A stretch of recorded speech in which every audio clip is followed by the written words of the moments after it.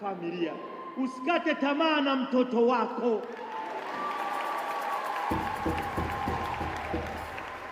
Mambo bado. Mtakatifu Monika alikuwa na mtoto ambaye alikuwa amekengeuka Agosti, akamwombea kwa machozi mpaka Agosti na kabadilika, akawa padri, akawa askofu, akawa Mtakatifu Agustino kwa maombezi ya mama. Naomba wakina Wawata, wakina mama, simama, simama. Ukisimama familia inasimama, ukisimama watoto wanasimama, ukisimama mme anasimama.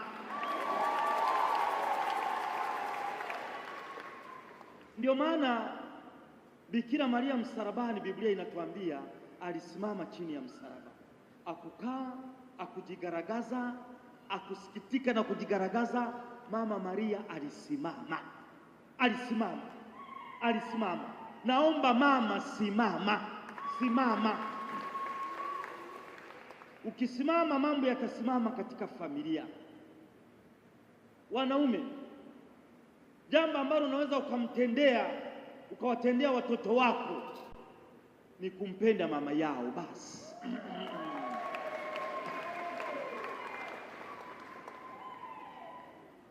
Mambo yakienda hivyo, pointi yetu ya kwanza, dharau mwanzoni, heshima mwishoni. Pili, chini leo, juu kesho. Aliye chini leo anaweza kuwa juu kesho. Ukisoma waraka wa Mtume Paulo kwa Filipi sura ya 2 mstari wa 6 hadi wa 11, Yesu alikuwa ni Mungu. Akuona kuwa kule Mungu ni kitu cha kung'ang'ania, akajishusha, akarudi chini. Lakini Mungu akamuinua, Mungu Baba akamuinua, akampatia jina lipitalo jina, ili kwa jina lake kila goti lipigwe, kila goti lipigwe. Akija mkuu wa mkoa tutasimama, lakini Yesu anapojitokeza wakati wa konsekrasio sote tunapiga magoti.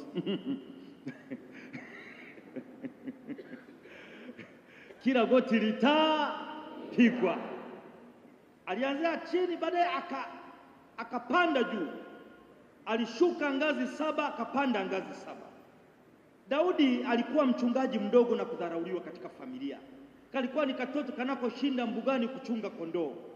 Walipoleta nabii, alipokuja wakawa parade wale 7, wakaweka kwenye parade. Walikuwa ni wazuri, ni andisam Mr. Daisram walikopo hapo. Lakini Mungu akasema, hapa sioni mfarume, mimi sitazami sura ya nje, natazama moyo. Hakuna mwingine. Wakasema kuna namba 8, lakini bado ni kadogo. Akaletwa Daudi, akaletwa Daudi.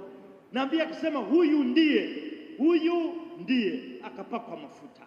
Unaweza ukawa chini, kesho ukawa juu.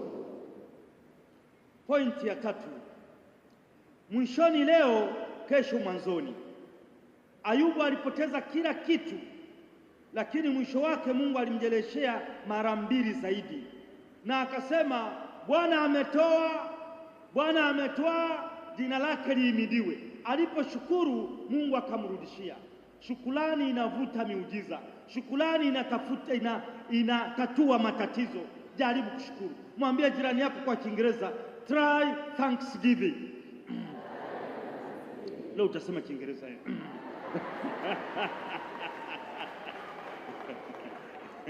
Jaribu kushukuru. Sio mkaanza kusema amekuja hapa mwaya.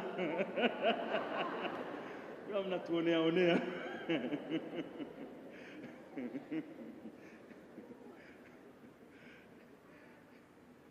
Kuna mtoto alikuwa apendwi na mwalimu. Kila mara mwalimu huyo anamchukia. Kiamua kupiga konzi watoto anampiga 2, wengine moja. Wengine akipiga kiboko kimoja enzi hizo za zamani, huyu anampiga viboko 2. Siku moja akaja mfadhili kutoa zawadi. Akasema mjipange mstari darasani. Yule mtoto anayechukiwa akajipanga mbele ya ubao kabisa. Yule mwalimu akamuona, akamtoa, akamweka nyuma ya mstari. Sasa wengine watoto wakajibanabana kwenye ubao. Yule mfadhili akasema, samahani, hapa sipati nafasi ya kugawa zawadi, naomba mgeuke nyuma, mtaanzia kule ndiko kuna nafasi.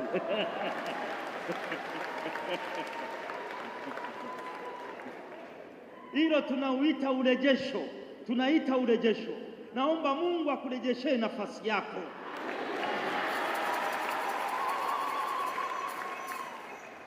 Wewe ni mama wa familia, ni mwana wa wata, naomba Mungu akurejeshe nafasi yako katika familia.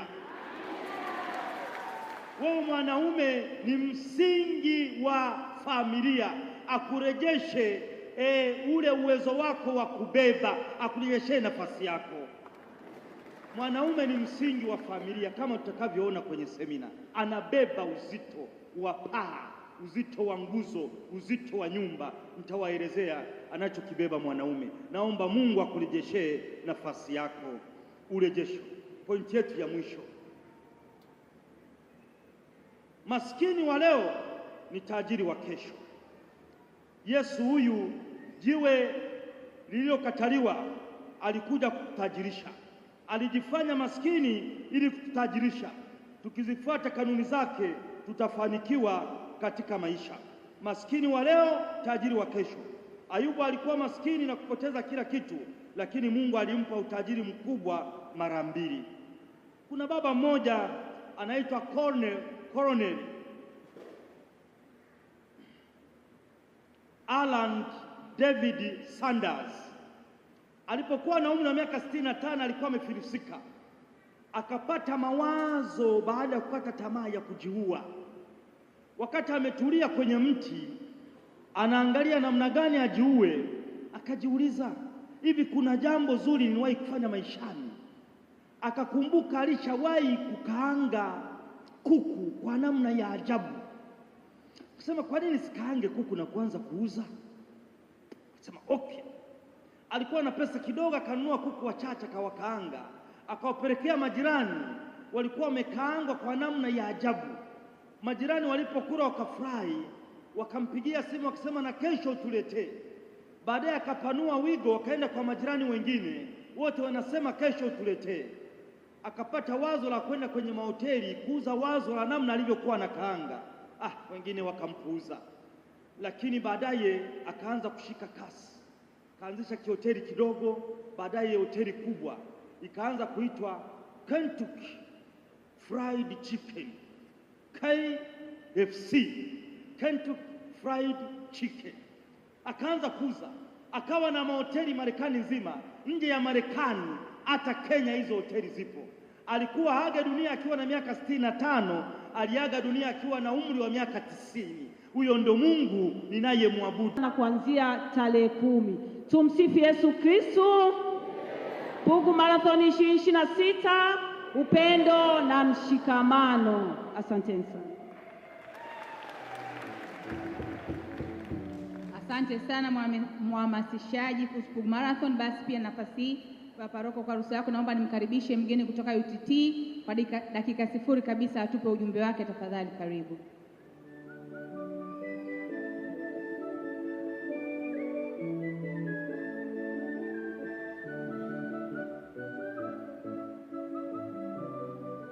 Kwa upendo wa Kristo,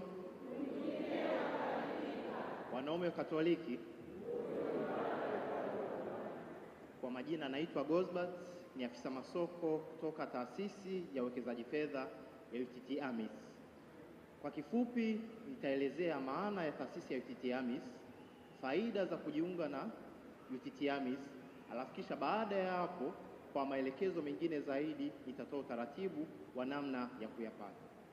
Kwa kifupi, UTT AMIS ni taasisi ya uwekezaji iliyo chini ya Wizara ya Fedha, na shughuli yetu kubwa tunayoifanya ni uwekezaji wa pamoja. Uwekezaji wa pamoja ni ule uwekezaji ambao unakusanya mitaji kutoka kwa makundi kadha wa kadha ya wawekezaji, mwenye mtaji mdogo, mwenye mtaji wa kati, na hata mwenye mtaji mkubwa. Ule mtaji kwa pamoja tunaenda kuwekeza kwa niaba ya hao wawekezaji. Ziko faida nyingi za kujiunga kwenye huu uwekezaji wa pamoja, ila kwa uchache, faida ya kwanza ni usalama. Usalama kwa maana ya kwamba sisi ni taasisi ya serikali, lakini tunasimamiwa na kuratibiwa na mamlaka za serikali. Lakini faida ya pili ni urahisi. Unachotakiwa kufanya kama mwekezaji ni kutuletea mtaji wako, alafu sisi tunaenda kuwekeza kwa niaba yako. Ila faida ya tatu na ya mwisho na ya msingi zaidi, tunatawanya athari au hatari za uwekezaji, kwa maana ya kwamba hatuwekezi mayai yote kwenye kapu moja. Hizo ni baadhi ya faida. UTT AMIS tuna mifuko takriban 6, ila sitaelezea hiyo mifuko kwa sababu ya muda. Ila mifuko yetu imejikita kwenye makundi makuu matatu. Kuna mifuko kwa ajili ya malengo ya muda mrefu, tuna mifuko kwa ajili ya malengo ya muda wa kati, lakini vile vile tuna mifuko ambayo inakupa urahisi wa kutoa fedha zako muda wowote, wakati wowote, bila changamoto yoyote. Ila kwa kuhitimisha, tuna mfuko maalum kwa ajili ya watoto ambao unaitwa Watoto Fund. Kwa uchache, mifuko yetu imejikita kwenye hayo makundi. Mwisho kabisa, nipende kuwapongeza kwa sababu wanajumuiya wengi au watu ambao mnasali kwenye hili kanisa wengi tayari na habari njema za kuhusu UTT AMIS. Kwa maelezo zaidi niwakaribishe kwenye banda letu pale nje. Ila mwishoni kabisa, nipende kumdokezea aliyekuwa anahamasisha kuhusu Pugu Marathon. Kama mambo yakienda vizuri, bila shaka sisi UTT AMIS pia tutaweza kushiriki. Asanteni kwa kunisikiliza.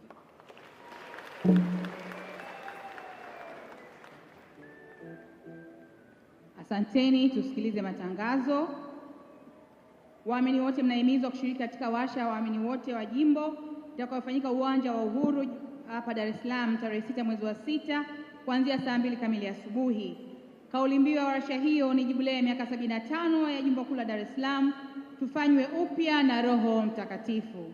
Kutakuwa na mada mbalimbali siku hiyo, ikiwamo Roho Mtakatifu na maisha ya Mkristo na Mkristo na mazingira, yani Laudato Si. Pia kutakuwa na michezo mbalimbali kwa wale wote wenye kumbukizi za kuzaliwa na ndoa watapewa vyeti na baba askofu. Ada ya kushiriki kwa kila mtu ni shilingi 5,000 tu. Haitakuwa rahisi ulitangaza neno, kwani shetani yupo anavizia bila nguvu yako Mungu hatutafanikiwa. Tegemeo letu linabaki kwako wewe. Mimi kwa jina naitwa Maria Mushi, natokea Jumuiya ya Mtakatifu Monica kanda ya Petro Mtume, lakini mimi ni makamu mwenyekiti wa WAWATA hapa parokia ya Kristo Mfalme Tabata. Mimi namshukuru Mungu kwa namna ambavyo tukio limepita hili la sherehe kubwa ya UWAKA na WAWATA kwa mara ya kwanza hapa parokiani kwetu. Ni tukio ambalo kiukweli hatujawahi kufanya, kwa maana ya kuunganisha kufanya sherehe haikuwahi kutokea, lakini kwa neema ya Mungu safari hii tumeweza kufanikisha, na kwa kweli ilikuwa ni kitu kizuri cha kupendeza, cha kufurahisha, ambacho kiliwavuta watu wengi.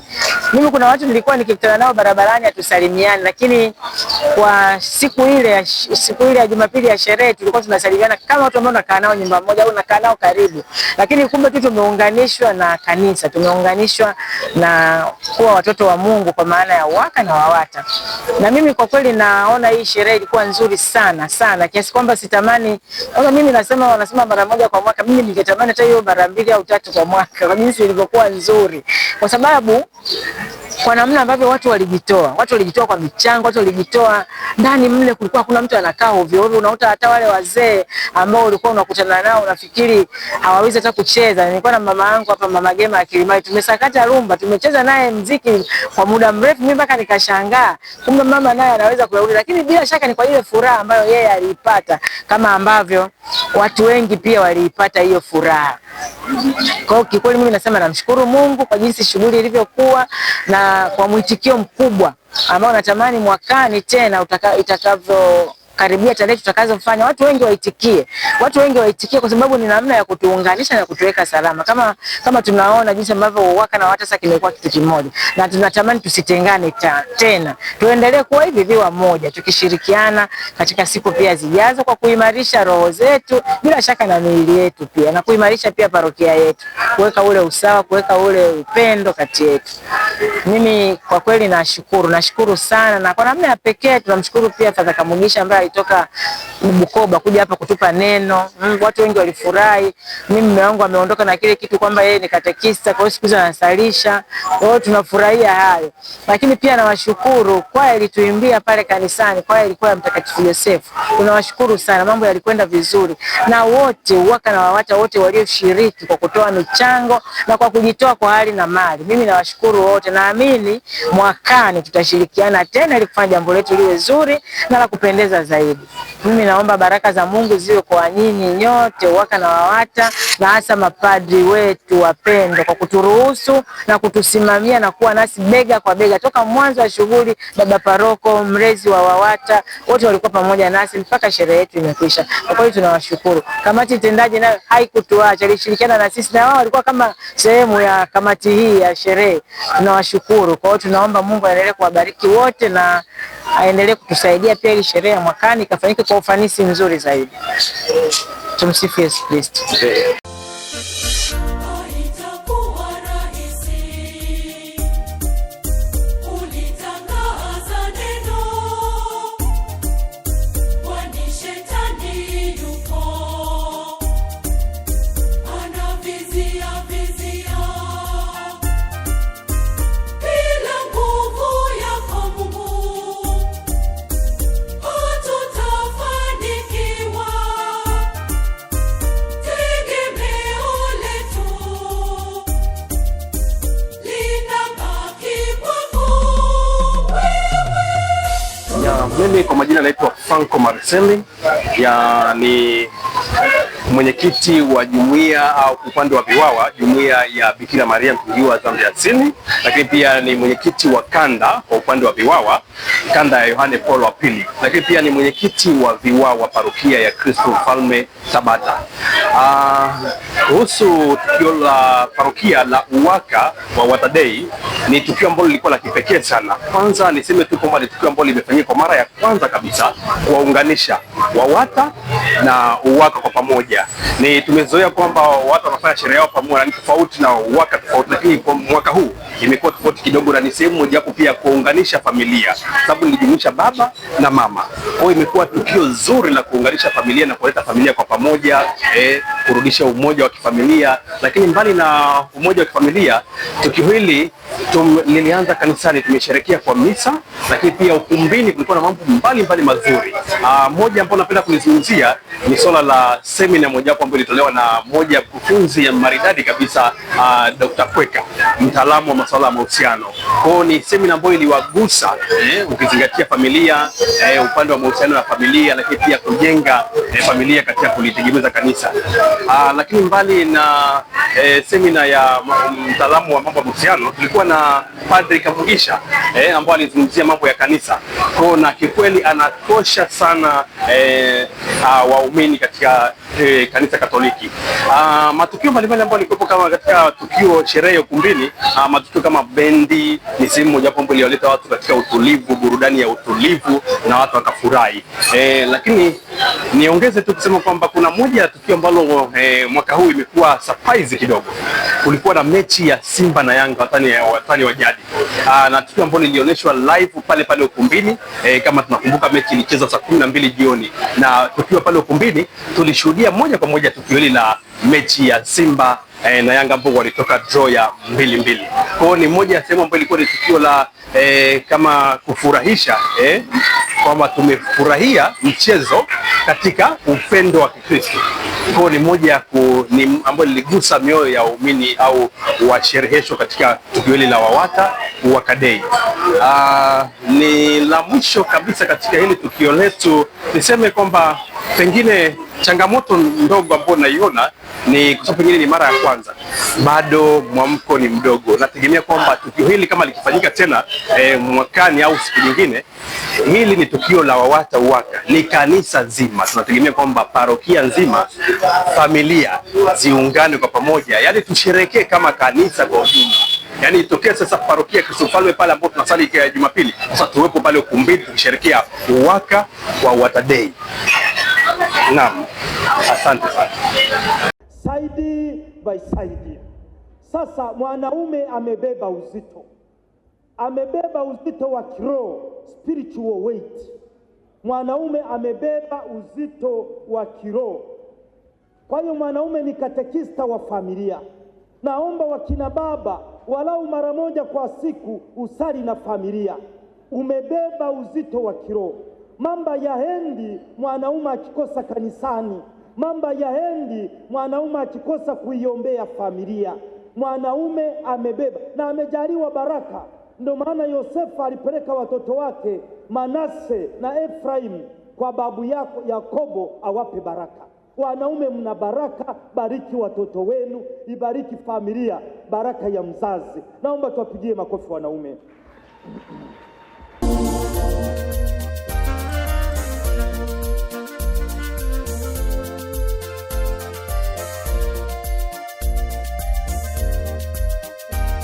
Asante. Kwa jina naitwa Gracian au Graciani Shikanabo, ni mwanaparokia wa kanisa la Kristo Mfalme Tabata. Niko hapa tangu mwaka 1990, natoka jumuiya ya Kizito kanda ya Maria Imakulata hapa karibu kanisani. Maoni yangu kuhusu hii sherehe iliyofanyika Jumapili iliyopita ni kwamba kwanza ni kitu cha kupongeza sana. Tangu tumeanza parokia hii sijawahi kuwa na shughuli ya namna hii ambayo imetengenezwa au imefanywa na sehemu zote mbili, UWAKA na WAWATA. Kwa hiyo imekuwa ni jambo zuri katika uhamasishaji wake. Tunashukuru sana waliobuni hiyo wazo, na ni kweli limeleta hamasa, limetoka pamoja. Lakini zaidi nashukuru shughuli ilivyoenda. Hizi mada zilizokuwepo kusema kweli zilikuwa zinatujenga, lakini hata mambo yaliyokuwa ndani kuanzia chakula, vinywaji, muziki wa watu wazima zaidi, na lenyewe ni jambo ambalo tulifurahia. Maoni yangu ni kwamba jambo hili liweze kuendelezwa, labda kuendelezwa kwa mapana zaidi, kwamba watu wengi waweze kushiriki. Sasa hapa ni kutafuta jinsi kwa kuangalia upande wa michango, kama tunafanya bottle party au kama na kanisa na lenyewe kwa kiasi fulani linachangia, inakuwa ni shughuli ya mwaka. Lakini ni wazo zuri ambalo napaswa liendeleze, linatuweka pamoja, linafufua moyo kwa pamoja kama tulivyokuwa huko zamani. Na kwa kufanya hivyo, mipango mingine hii ya maboresho ya kanisa, michango mingine inaweza kuwa rahisi. Hayo ndio maoni yangu. Nyie ni makatekista, naomba ongoza sara kwenye familia. Wanaume ni makatekista, na waomba tena wanaume muwe na utaratibu huu mnapoongoza sara za usiku. Baada ya maombi sadaka, naomba andaa sadaka tangia Jumatatu. Ukisoma Mwanzo sura ya 15, Ibrahimu hakuwa na mtoto. Alipoomba mtoto, Mungu akasema nipe ndama wa miaka 3, mbuzi wa miaka 3 na kondoo wa miaka 3. Baada ya maombi sadaka. Kwa hiyo mkimaliza maombi weka sadaka yenu, na kesho weka sadaka yenu, na Jumatano sadaka, Jumamosi sadaka. Mnakusanya hii.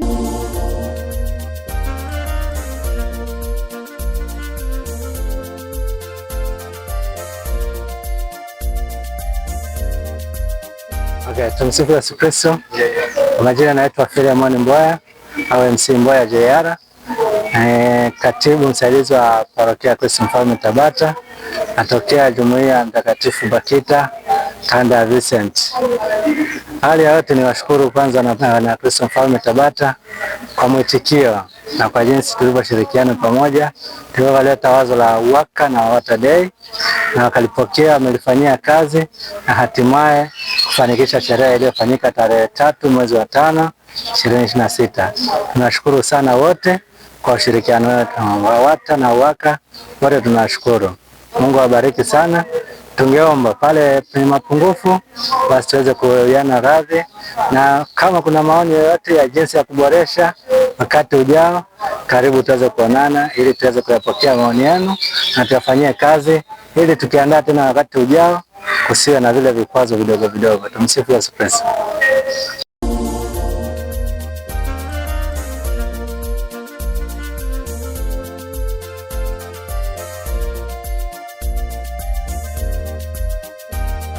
Tumsifu Yesu Kristo. Kwa upendo wa Kristo.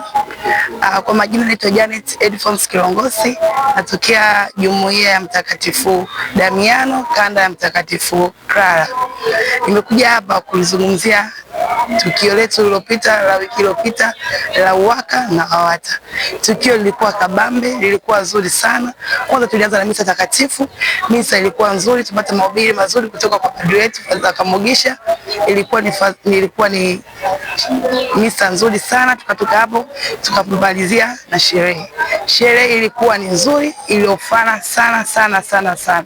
Kwa kweli kwa upande wangu nilipendezwa na live band, vinywaji vilikuwa vya kutosha, semina ya Father Kamugisha ilikuwa ni nzuri. Kwa upande wangu nilifurahia, niliona wazazi wangu Mrs. Kilongosi wakiwa wanafurahi kwa pamoja, wanaselebuka kwa pamoja. Kwa kweli ilikuwa ni tukio zuri sana. Yaani ilikuwa kabambe sana. Yaani kwa waliokosa, ninawaomba mwakani panapo majaliwa, jamani washiriki, baba, mama, vijana, tusiache kushiriki. Ilikuwa tukio zuri sana la kuvutia. Kwa kweli ilikuwa na mambo mengi mazuri. Ilikuwa ni ushirikiano kati ya baba, mama, naona vijana wote walikuwa kwa pamoja tunashiriki mafaza wetu. Kwa kweli ilikuwa ni furaha sana. Tulicheza muziki, binafsi napenda sana kucheza, tulifurahia, tulicheza muziki. Live band ilikuwa ni nzuri. Kwa kweli naomba sana wa mama, wa baba, vijana, mwaka mwingine tukitangaziwa tukio kama hili tusikose, tusikae nyuma, tuwe wote kwa pamoja, tushiriki wote kwa pamoja. Asante. Wanaume mpo? Kwa hiyo unabeba uzito wa kiroho. Pili, anabeba uzito wa kiuchumi. Mwanaume anabeba uzito wa kiuchumi. Kama kuna kitu kinamvuruga mwanaume maishani ni kutofanikiwa katika maisha. Kinachomvuruga mwanamke ni mahusiano kuharibika, lakini kinachomvuruga mwanaume ni kukosa pesa. Na waomba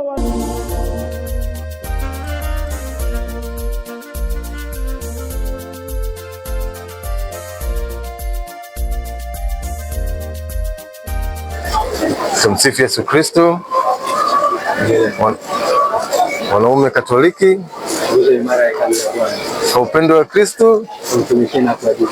Asante sana. Mimi naitwa Gerard Bitaliho, ni mwenyekiti wa UWAKA Parokia ya Kristo Mfalme Tabata. Ni jambo la kujivunia tena kwamba tuko katika kumshukuru Mungu baada ya shughuli yetu ya WAWATA UWAKA Day 2026 kufanikiwa Jumapili iliyopita tarehe 3 mwezi wa 5. Ni jambo la kumshukuru Mungu kwamba mwitikio ulikuwa ni wa kuvutia. Wanaume na wanawake, mimi wa baba na wakina mama wa Tabata waliweka mwitikio mzuri sana. Tunashukuru sana msukumo uliowekwa na baba paroko na mapadri wake, paroko Father John Singano na Padre John pamoja na Padre Christopher katika misa zao zote ambazo walikuwa wakiendesha kipindi cha kukaribia kwa tukio. Waliweka msisitizo kwa ushiriki wa kina baba na kina mama na kuweza kuwavutia katika yale ambayo tumeandaa. Basi ni jambo la kumshukuru Mungu pia kwamba tulipata ufadhili kutoka kwa watu wa UTT AMIS ambao waliweza kuitikia wito wetu na kukubali kuja kuwapa elimu ya uwekezaji katika vipande na namna nyingine, kwa namna ambavyo wanasaidia jamii katika uwekezaji wa aina yao. Nawashukuru kwa hilo, na pia nawashukuru pia wote ambao wamehusika katika kuwezesha, ikiwemo viongozi mbalimbali wa kanda za Parokia ya Kristo Mfalme Tabata. Pia kuna viongozi wa vyama vya kitume, chama cha Charismatic, chama cha Moyo Mtakatifu wa Yesu, chama cha Mtakatifu Ana, na pia kiongozi wa shirika Mtakatifu Joseph na vyama vingine ambao kwa ujumla walishiriki kwenye kuweka msukumo kwa wanatabata kuweza kushiriki katika tukio hili. Pia ushirikiano mkubwa umetoka katika kamati tendaji ya parokia ikiongozwa na Mr. Limo na wenzake watano wa kamati tendaji. Kwa kweli wametupa ushirikiano wa kutosha kiasi kwamba tumeweza kufanikiwa kwa tukio hili. Ilikuwa ni mara ya kwanza kwa mwaka huu wa 2026 kwa tukio hili kutokea, lakini kumekuwa na mwitikio mkubwa kiasi kwamba kama kuna changamoto au vitu mbalimbali ambavyo tumejifunza, basi matukio yatakayokuja tutaweza kuyaboresha sana.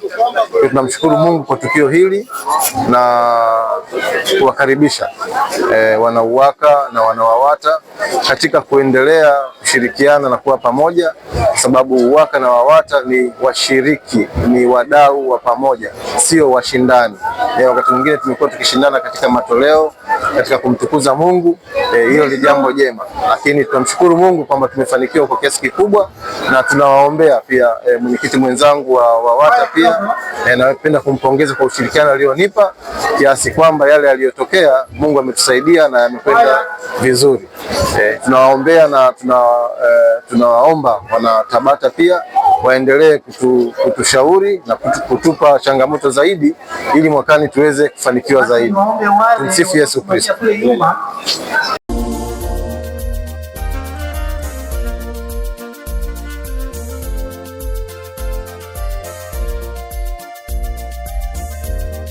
Wanaume linawafuata hata watoto.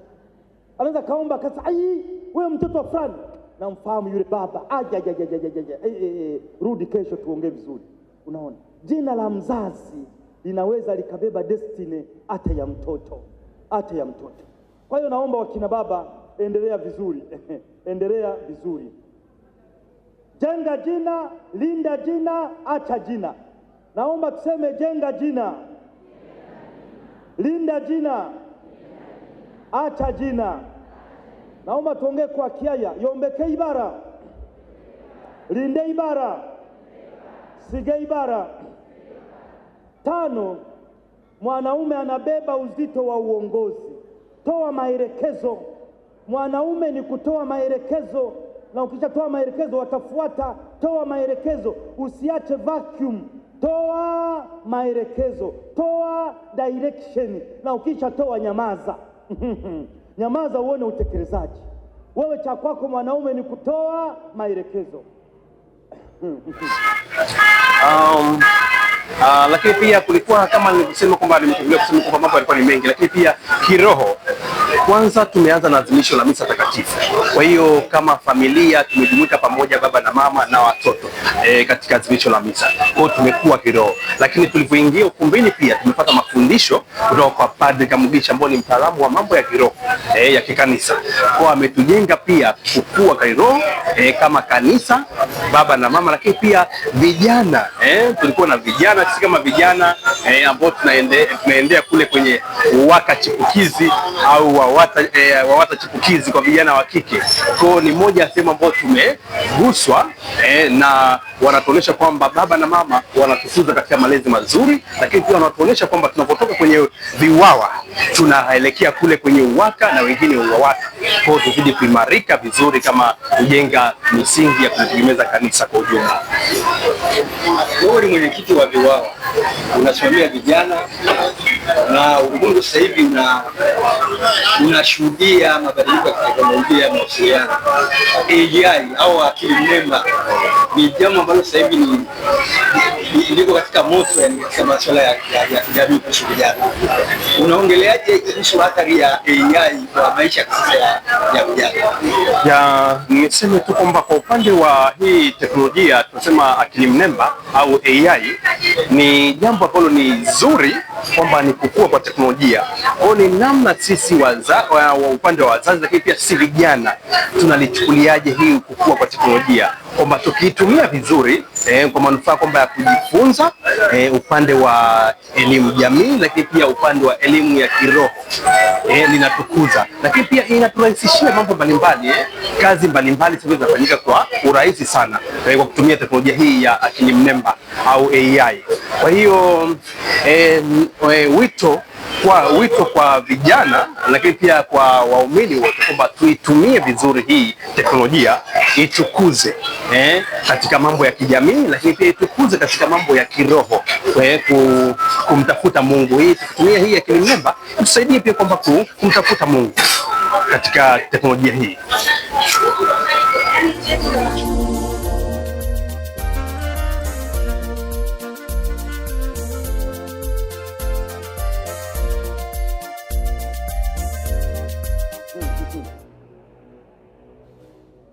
Lakini unasali pamoja, mnakaa pamoja. Kuna mwanaume mmoja alikuwa anarudi saa 8 za usiku, saa 9. Mwanamke akasema sifungui mlango, nimechoka, atupangi, sipati maelekezo. Akarudi amelewa saa 9 za usiku. Mwanamke akasema mimi sifungui mlango, umenichosha, atusali, atupangi. Akasema fungua, kuna ubaridi. Akasema bwana kaa nje, umenichosha. Sasa palikuwepo na maji wakati wa mvua, kuna shimo kubwa walitoa udongo kuandikia nyumba, limejaa maji. Yule mwanaume akasema anajitupa kwenye maji nife. Mwanamke akasema najitupa, umenichosha. Mwanaume akachukua jiwe kubwa kwenye maji. Upendo, mapenzi, acha mapenzi. Mwanamke akatoka huko anajifunga kanga, akafungua mranga, anaosha tochi kwenye maji. Uko wapi mume wangu? Uko wapi? Kumbe jamaa amejibanza kwenye ukuta. Uko wapi? Uko wapi dia? Uko wapi baby? Yule mwanaume akaingia ndani, akafunga mlango. Sema naye pata ubaridi. Akasema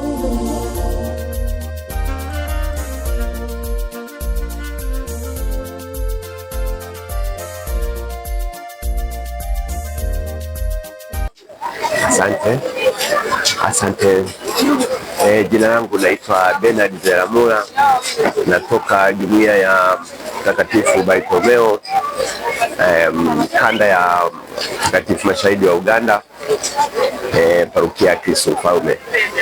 Mimi ni mwenyekiti wa CPT parokia ya Kristo Mfalme, na qualification zangu nina MBA SPM University of Birmingham, lakini pia nimesajiliwa na chama cha wanataaluma Uingereza MCIPS, Membership Chartered Institute of Procurement and Supplies Uingereza, lakini pia nimesajiliwa na chama cha Tanzania cha wanataaluma PSPTB kama graduate member. Kwa hiyo huo ndio utambulizi wangu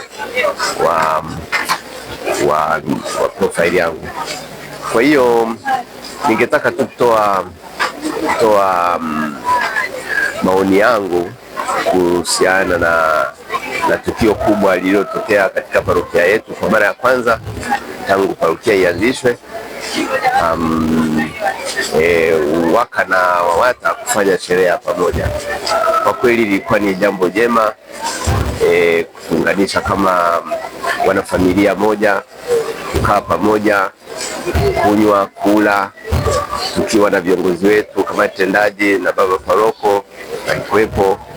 Kwa hiyo ilipendeza, ilikuwa ni ya familia moja. Masuala ya kijamii yanatakiwa kuwa pamoja, unaondoa saa zingine stress, kukutana na wenzako, na wazee walikuwepo. Kwa hiyo ilipendeza watu walikunywa, walicheza mziki, hata kina mama ambao walikuwa unaona anasema miguu imerajia, ilibidi ajitahidi anacheza. Kwa hiyo ilipendeza kusema kweli, inachangamsha. Hata saa zingine unajikuta mtu ana stress, unajikuta imeisha. Kwa hiyo ni tiba, kukutana pamoja ni tiba. Kwa hiyo ni swala la upendo, tunaonyesha ni upendo kulingana na maadili yetu sisi wa Katoliki, tunahubiri upendo, ionyesha upendo hali ya juu. Kwa kweli kuhusu maandalizi ya sherehe yenyewe, ilianza kwa kusuasua, lakini baadaye mwishoni ilichangamka, michango ikaitika sana kwa kusema kweli, mpaka ukumbi ulijaa sana kabisa, mpaka ikaonekana sasa namna gani. Lakini ilipendeza, na labda jambo la kuongeza, siku nyingine tukiandaa wakati wowote, mwaka kesho au Mungu akijalia, mkipanga tena utakavyoona inafaa, mnaweza mkaweka hata swala la michezo fulani pale, tukaanzia uwanjani, tukakimbia pale kidogo, tukacheza pale, tukarudi kwenye ukumbi, basi tukaendelea na mambo mengine. Ni kuboresha ratiba tu, lakini zaidi ya hapo mambo yalipendeza. Ndio naishi hapo, nashukuru sana.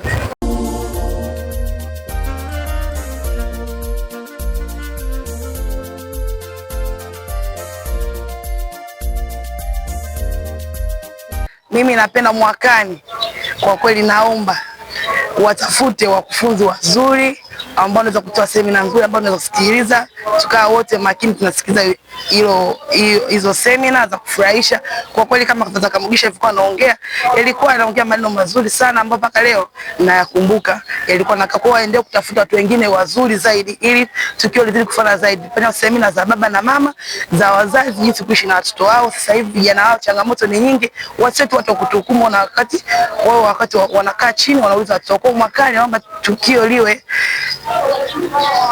mwakani liwe iboreshwe hivyo. Kwa kweli kwa upande wangu sikupenda na mambo maigizo sunini, alikuwa hayakuwa mazuri sana, alikuwa anapoteza muda.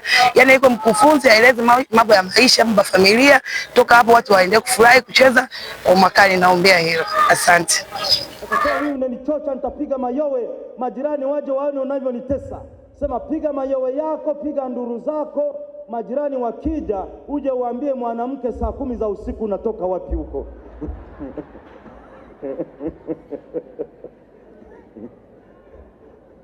Waya wana methali inasema gararangaya bagabonenshwi.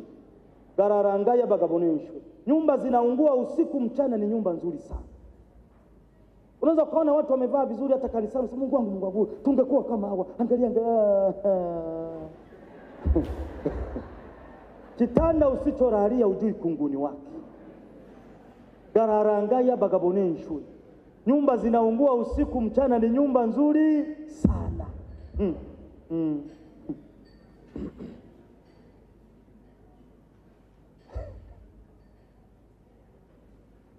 Kwa hiyo mwanaume anabeba uzito wa uongozi. Kuna mwanaume alikuwa anapita kwenye matope, anaruka hivi, akamwambia mtoto, chunga usikanyage matope. Mtoto akasema, baba hakuna shida, na kanyaga unapokanyaga, na kanyaga unapokanyaga. Usihuzunike kwamba watoto wanisikilizi, labda uhuzunike kwamba wananitazama. Watoto wanakutazama. Unapoandaa sadaka wanakutazama. Ni ya viwango si ya viwango. Unapowatembelea wakwe, watoto wanakutazama. Unavyomtiriti mama, wanakutazama. Na kama kuna jambo ambalo unaweza kuwatendea watoto wewe baba, ni kupenda mama yao. Basi ni kupenda mama yao. Naomba wakina baba niwaambie jambo moja la kusikitisha. Nguvu inahama. Wakina baba mtanisamee, nguvu inahama. Unapokuwa umeoa una nguvu, mpaka mama anasema ngoja baba yenu aje, una nguvu. Lakini watoto wakifikia umri wa kuchumbiwa na umri wa kuchumbia, wanayemwambia kwanza ni mama.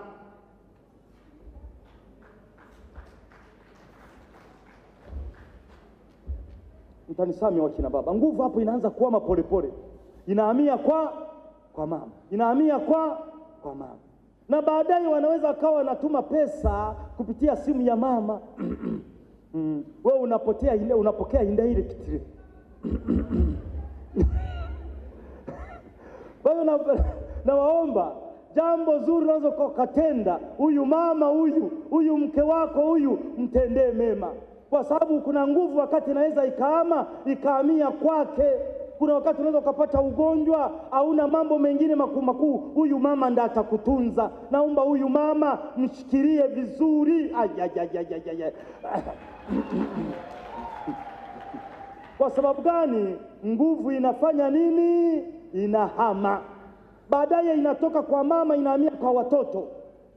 Taarifa ya mnavyoendelea kiafya, watoto kulipa watoto. Kwa hiyo watoto hao muandae vizuri sana, kwa sababu ipo siku nguvu itahamia kwao na mtawategemea. Unajua maisha ni kama kupokezana vijiti. Timu ikimpokeza kijiti, unaweza mtu akaanguka. Kwa hiyo unarudi nyuma kuchukua kijiti, unakimbia mbio za baba, unazimaliza, ndio unakimbia mbio zako. Watu wameshaenda mbali. Kuna wazazi wenu walidondosha vijiti, umeanza kukimbia mbio za baba, baadaye ndio unakimbia mbio zako, unakuta watu waenda mbali. Wakabidhi watoto vijiti vizuri. Mwambie jirani yako, mkabidhi mtoto kijiti. Mkabidhi mtoto kijiti. Asante. Kwa jina ninaitwa Angelica Kinyondo. Mimi ni mwenyekiti wa WAWATA parokia hii ya Kristo Mfalme. Niko hapa mahususi kabisa kutoa shukrani zangu za dhati kwa jinsi ambavyo wababa na wamama wa parokia ya Kristo Mfalme walifanikisha au walitusaidia kufanikisha sherehe yetu ya UWAKA na WAWATA Day ambayo imefanyika wiki iliyopita. Tunamshukuru sana Mungu.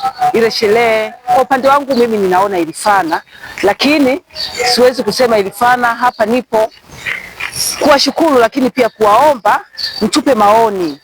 Mlionaje ile sherehe, ili basi mwakani tutapofanya sherehe kama hii tujue tunarekebisha nini, tulikosea wapi, tumepatia wapi, tuboreshe zaidi. Lakini pia huu ni mwendelezo. Tumesema kabisa na tumeongea na baba paroko, sisi hatutakuwa tukifanya WAWATA peke yetu au UWAKA peke yao. Sasa tunafanya UWAKA na WAWATA ili sisi tuendelee kuwa wamoja, kuendeleza mshikamano, kuendeleza ule upendo tunaoanza nao katika familia zetu, basi tuwe nao katika revo ya kiparokia. Basi ndugu zangu, mama zangu wapendwa, baba zangu wapendwa, ninaomba sana mtupe maoni yenu. Mlionaje hii sherehe? Ninajua tuko wababa wengi na wamama wengi, kuna wengi ambao hawakuweza kuparticipate, lakini kwa sababu muda ulikuwa mfupi na mambo yalikuwa ni mengi, inawezekana pia kiwango kilikuwa kikubwa kwamba watu walishindwa kufanya nini, kuweza kuparticipate. Kwa hiyo ninawaomba sana mtupe maoni, mnafikiria ni wapi tuboreshe, ni wapi tulikosea, ni wapi tulipatia, lakini kwa ajili ya sherehe zijazo basi ili ziweze kufanikiwa zaidi, ninawakaribisha, ninaomba sana myatoe, mtupe maoni yenu ili tuweze kufanikisha hizo sherehe zijazo. Tumsifuni Yesu Kristo. Asante sana.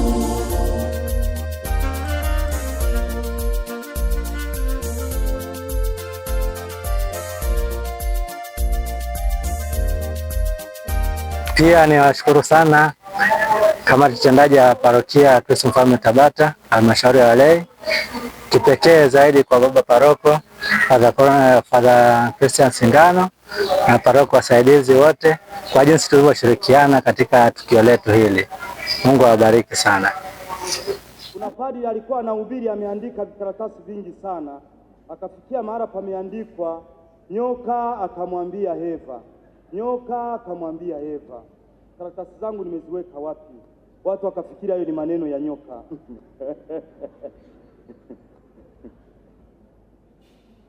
Kwa hiyo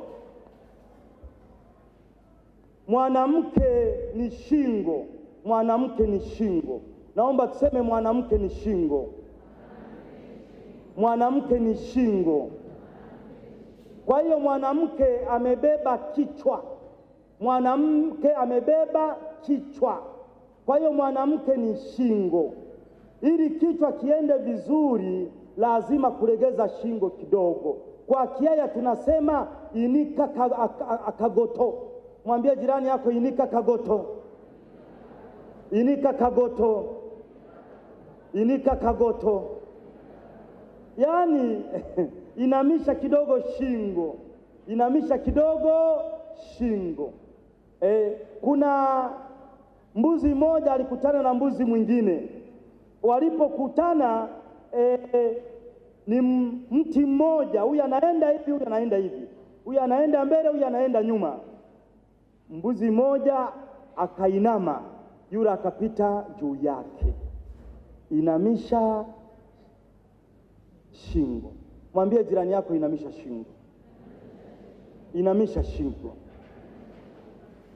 Wakina mama na waomba sana, Mungu amewapatia vipaji vingi sana, na ndiyo maana kitu kimkabidhi mwanamke anakizalisha, kwa sababu wana tabia ya kuzalisha. Mtanisame, nitaongea lugha mbaya.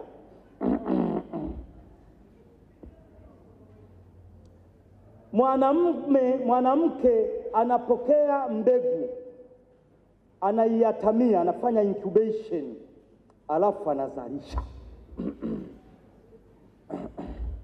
Anapokea, anaatamia, anazalisha. Kila kitu utakachompatia mwanamke ni hivyo hivyo. Anapokea, anaatamia, anazalisha. Kimpa pesa, anapokea, anaatamia, anazalisha. Kwa hiyo ni sifa ya wakina mama. Wakina mama ni mameneja. Naomba muwaamini wanaume. Chochote unachoweza kumfanyia, mfanyie. Ni meneja mzuri, anapokea. Wakati unamchumbia, ulimwambia shangazi ni mtu mbaya, ulimwambia, alipokea, akaatamia. Siku moja atakwambia shangazi yako simtaki hapa, alafu unasema mbona umpendi? Unasahau ulimwambia wakati unamchumbia, alipokea, akaatamia, anazalisha. Kwa hiyo maneno, mpatie maneno mazuri ili yaweze kwenda. Mpatie maneno mazuri ili yaweze kwenda. Na waomba kingine, wakina mama wahaya wanasema bushwera kaireyo, bushwerwa aikaireyo. Yaani anaolewa yule ambaye anakaa. Kuna mama moja kila mwezi anaenda nyumbani, mume wake akampigia simu, sema vipi, unarudi lini? Akasema baada ya mwezi. Mume wake akamwambia take your time, usiwe na wasiwasi. Ulipotoka Grace amekuja kunitembelea. Grace ni classmate, tulisoma wote na hajaolewa, amekuja kunitembelea. Siku hiyo alirudi. Ishinao kwa. Baada ya kusema hayo yote kwa ufupi, ninaomba nimalizie na kitu kimoja. Ninawaomba kwenye vyama vya kitume, naomba kitu kimoja, muwepo. Kwenye mikutano muwepo. Kwenye mafungo muwepo.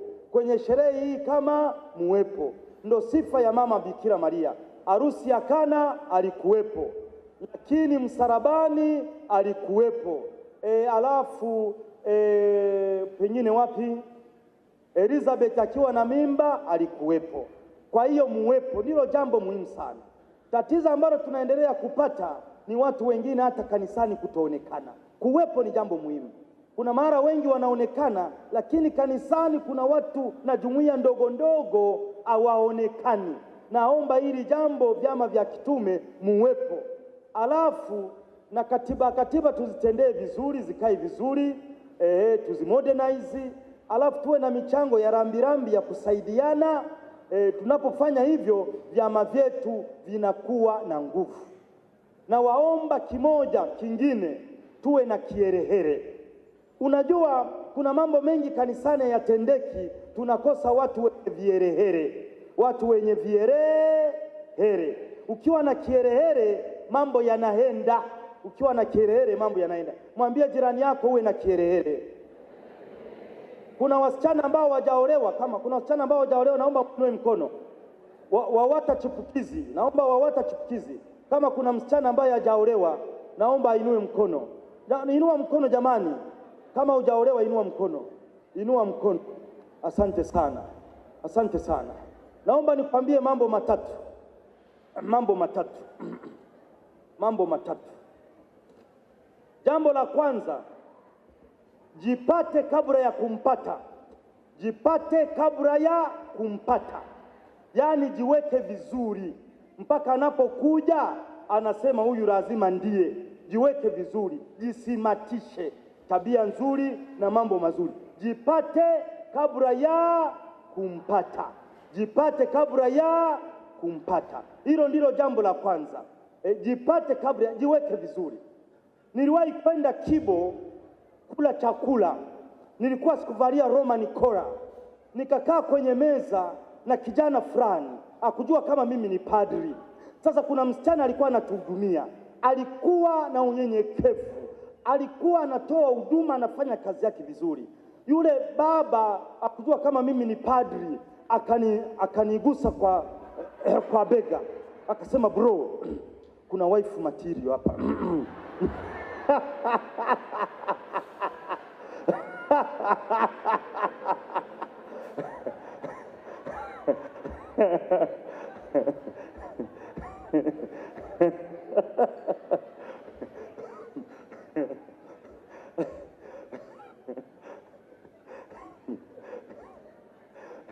Lakini kilichofanya aseme hivyo ni ile alivyokuwa anatoa huduma, ni alivyokuwa anafanya, anachapa kazi. Kwa hiyo watu wengine wanaweza kuwa mahali fulani wanatafuta mke, wanamtazama anavyokuwa kazini, wanamtazama anavyochakalika. Kwa hiyo unapofanya kazi kuna wanaokutazama, kuna wanaokutazama. Ya pili ni mahali, mazingira. Unahitaji exposure mazingira. Hitaji mazingira. Usijifiche. Ukijificha baraka zinajificha. Kuna wasichana wanaosoma masomo ambao hawajaolewa. Hiyo ni fursa. Ni fursa kusoma somo kanisani. Kuna watu watasema huyu aliyesoma somo la kwanza yule. Ni fursa. Jitokeze. Ukijificha baraka zinajificha.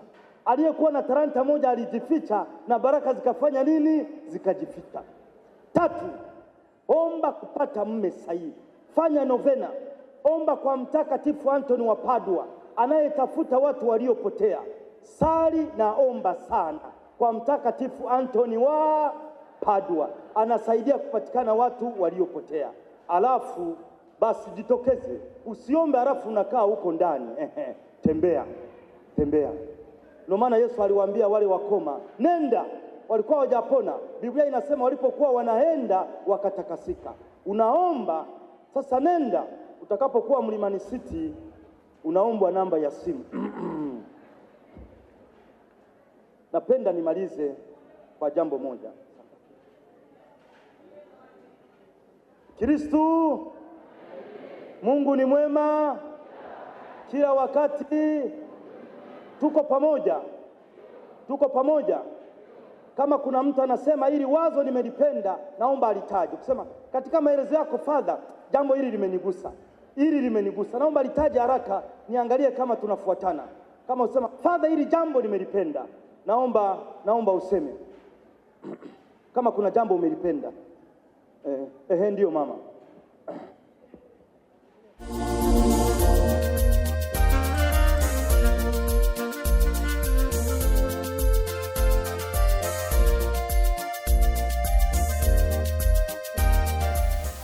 Tumsifu Yesu Kristo. Naitwa Teresia Soka, na hudumu kama katibu wa halmashauri walei parokia Kristo Mfalme Tabata.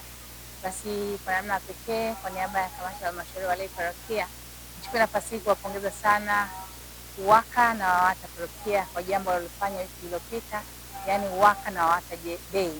Ilikuwa ni siku nzuri, ilianza kwa misa takatifu na tafrija ambayo ilipendeza sana. Ni kitu kizuri viongozi wamebuni hawa wa UWAKA na WAWATA, lakini kwa mwongozo wa paroko tunawashukuru sana, kwa sababu ni jambo ambalo linawaleta wanawake na wanaume pamoja, na tunafahamu kwamba Kanisa linaanzia kwenye familia ambayo inaundwa na wanawake na wanaume, kina baba na kina mama. Kwa hiyo watu hawa wakikaa pamoja katika kanisa na wakawa wamoja na kufurahi pamoja na kuinjilishana pamoja na kufundishana pamoja, ina maana kwamba wanajenga na kuimarisha zaidi kanisa na imani yetu. Kwa hiyo nichukue nafasi hii kuwapongeza sana, lakini pia waamini wote, kina baba na kina mama ambao walijitokeza kushiriki kwa wingi katika misa, lakini pia katika tafrija ile ambayo ilifanyika hapo ukumbini. Ni jambo zuri.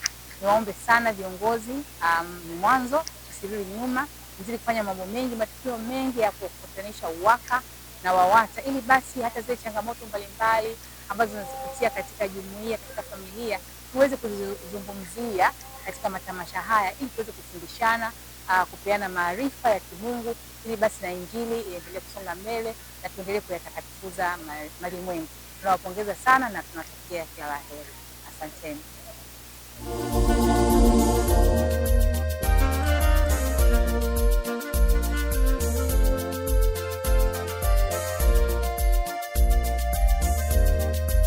Tumsifu Yesu Kristo.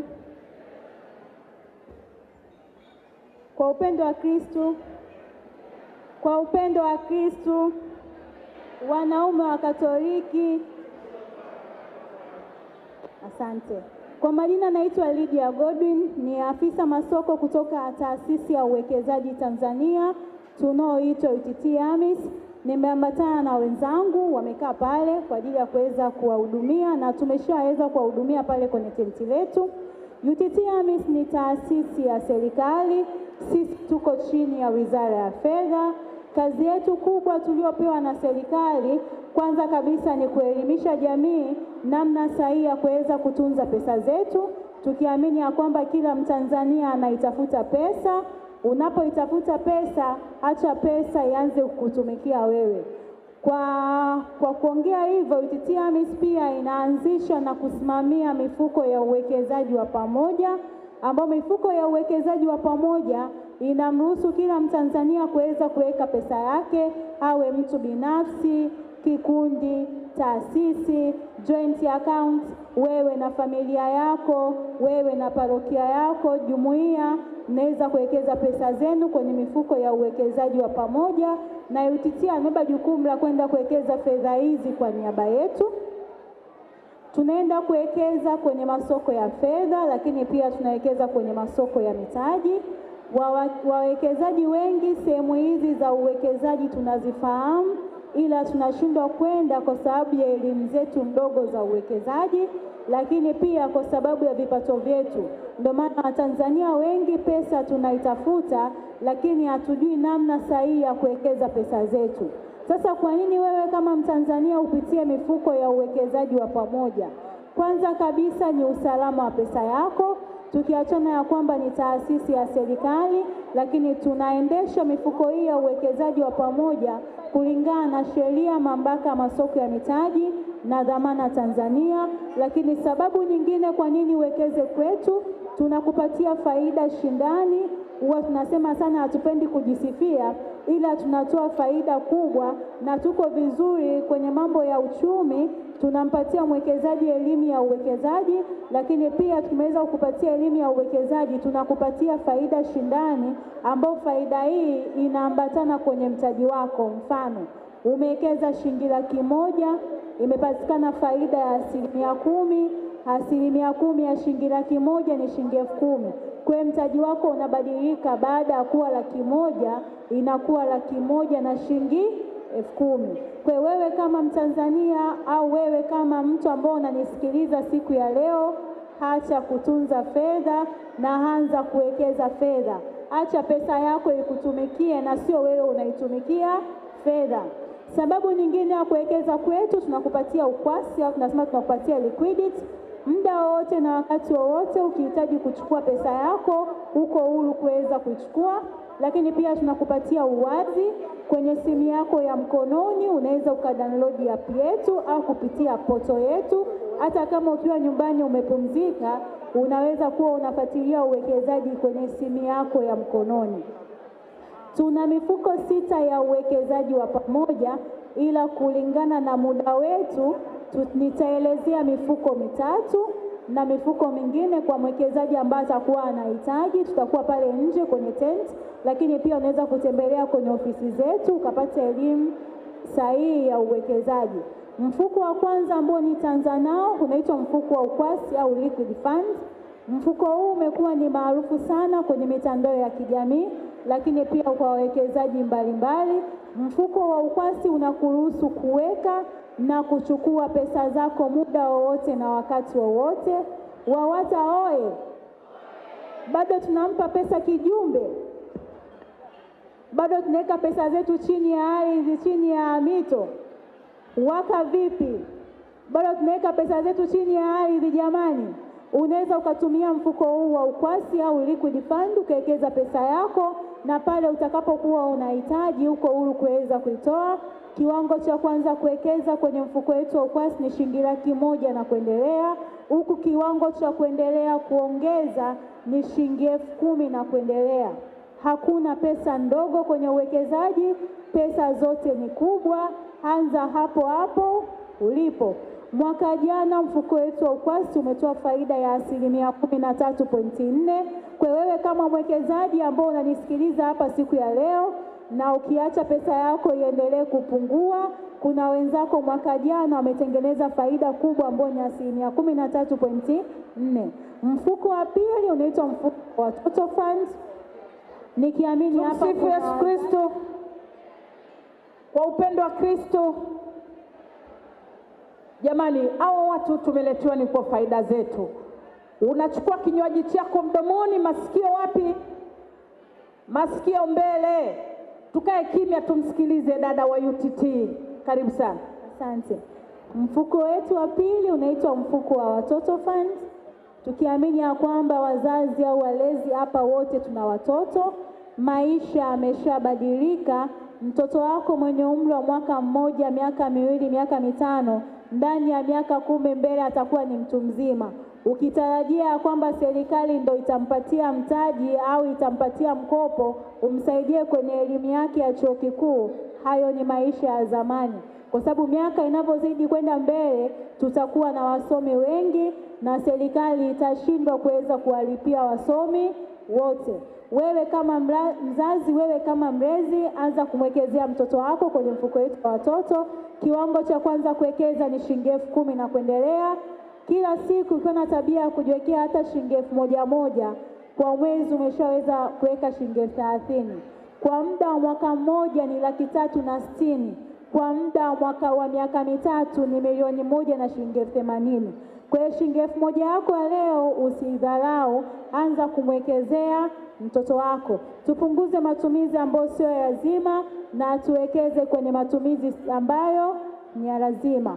Mfuko wetu wa mwisho ambao nitaumalizia kwenye kuelezea hapa unaitwa mfuko wa hatifungani au bond fund. Mfuko huu wa hatifungani au bond fund unawafaa wawekezaji wote, ila mfuko wetu na mipango miwili ya uwekezaji. Mpango wa kwanza ni kukuza mtaji wa mwekezaji ambao faida yako itakuwa inaambatanishwa kwenye mtaji wako, na mpango wa pili ni kwa wale wawekezaji ambao nguvu ya kutafuta imeisha na anahitaji awekeze pesa yake, faida yake tumpatie kwenye akaunti yake ya benki. Hapa tunakwambia kwamba tunakupatia sehemu ya faida iliyotengenezwa. Ukihitaji faida yako tukupatie kila mwezi, kiwango cha kwanza kuwekeza ni 10,000 na kuendelea. Ukihitaji faida yako tukupatie kila baada ya miezi 6, kiwango cha kwanza kuwekeza ni 500,000 na kuendelea. Wewe kama mzazi, wewe kama mlezi, wewe kama mshiriki wa UWAKA na WAWATA, hacha kutunza fedha na anza kuwekeza fedha. Uwekezaji unaanza sasa hivi. Unaweza ukadownload app kwenye simu yako ya mkononi, inaitwa UTT AMIS app. Unaweza ukafungua akaunti hata ukiwa umekaa hapo na ukaanza kuwekeza. Karibuni sana UTT AMIS. UTT AMIS ni mshirika hakika katika uwekezaji. Tunapatikana Posta, jengo la Sukari House, hapo ndo makao makuu, ground floor, floor ya kwanza na floor ya pili. Lakini pia tuna tawi jingine liko jengo la PSSF pale Samnojoma, ground floor, unaweza ukafika pale na ukapata elimu ya uwekezaji na ukaanza safari ya uwekezaji ukiwa pamoja na taasisi hii ya serikali ambayo imeanzishwa kwa ajili yetu sisi hapa wa Tanzania kuweza kuweka pesa zetu na pesa zetu ziweze kuongezeka. Asanteni sana kwa kunisikiliza. Ninawatakia shughuli njema. Asante. Asante, makofi mengi kwa UTT. Wanasema usiweke hela kwenye pochi, usiweke hela nyumbani zikapotea. Hela zako unawekeza UTT. Ukiweka shilingi milioni 10 unapata faida ya shilingi ngapi? 100,000 kwa mwezi, ya bure kabisa, kuliko kujiweka sehemu nyingine. Basi tuje tufurahi. Leo tunao bendi makini kabisa, Tabora Jazz Band. Tuje sasa, Uwaka wa Wata, piga vigelegele. Walokuja kupati pungana nayo. Tuje waza, tuje Uwaka wa Wata, tuje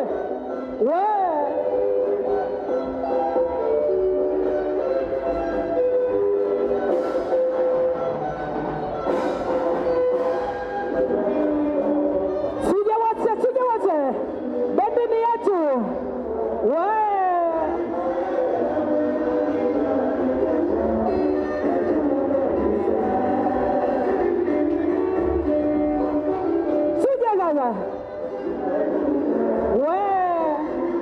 wazee wa zamani, tuje kabata mwenzako, njoo naye.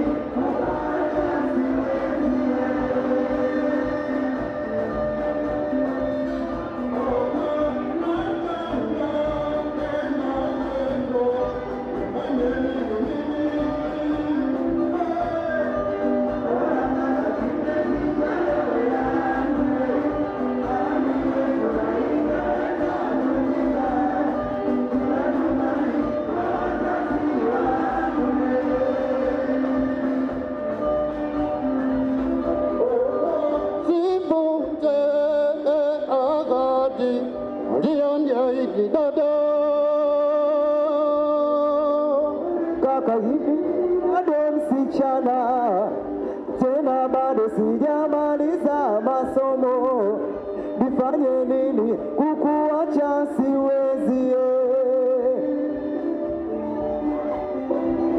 Ogo na kondo tena teso, nifanye nini mimi? Poa kaka kipenzi cha roho yangu, ahadi yetu haitaweza vunjika. Fika nyumbani kwa wazazi wangu.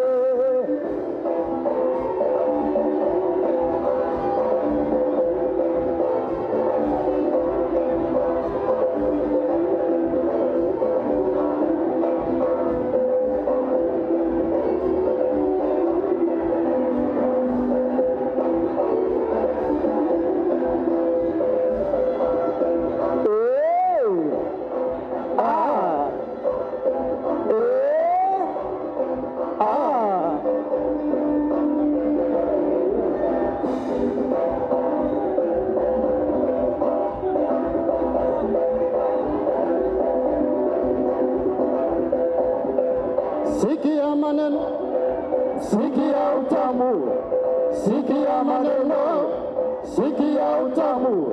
Chukua, chukua, chukua yote yako. Chukua, chukua, chukua yote yako. Sikia maneno, sikia utamu, sikia maneno, sikia utamu, chukua, chukua, chukua yote yako, chukua, chukua, chukua yote yako.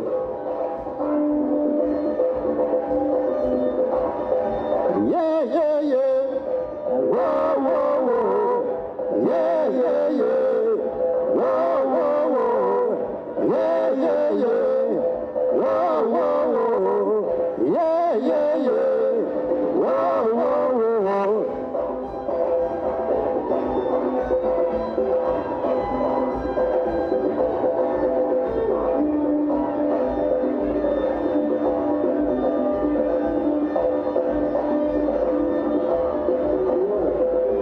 Sijampata bado, nina msako wowo. Sijampata bado, nina msako. Sijampata mrembo nisichoka kucheza naye rumba. Sijampata bado, nina msako wowo. Sijampata bado, nina msako. Sijampata mrembo nisichoka Rasmi wetu Father Kamugisha atakwenda kukata keki ya chini kabisa.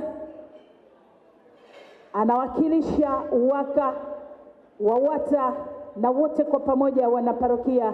Mambo ni mazuri kabisa. Anakwenda kukata keki nzuri kabisa Father Kamugisha. Piga vigeregere. Inapendeza namna hiyo. Mama WAWATA msaidie kisu. Pata vipande vya kutosha. Watakula keki nzuri kabisa ikisindikiza maneno yake mazuri. Wale chipukizi WAWATA chipukizi, UWAKA chipukizi wanaendelea kuzingatia maneno mazuri. Nipate kabla hujampata. Inapendeza namna hiyo. Safi sana. Inakwenda kuliwa keki nzuri. Lakini wakati wa wafunguaji wa champagne tunajiandaa. Asante.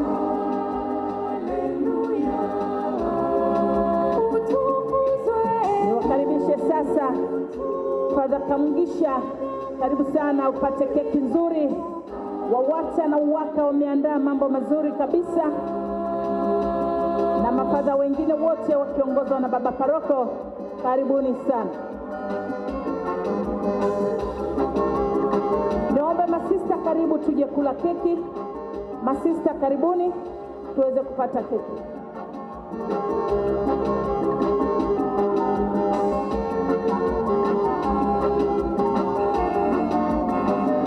Asante.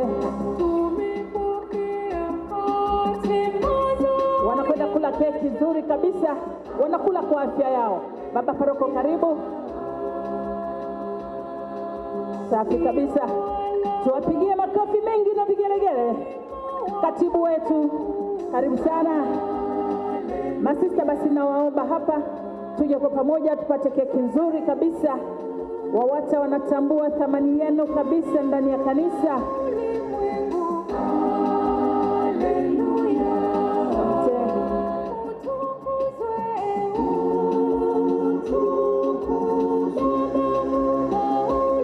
Inapendeza. Wanakwenda kula keki nzuri kabisa masista wetu wa Kristo Mfalme. Mungu azidi kuwatunza sana.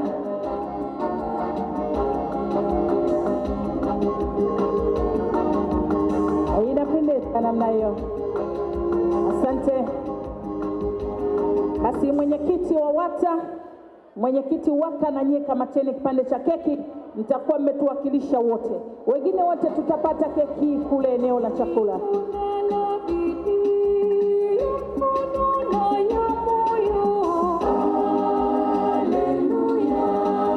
Asante.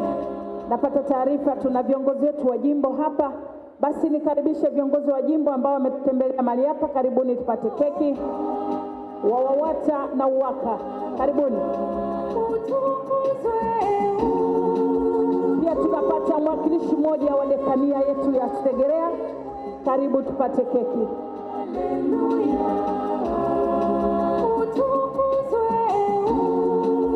Asante.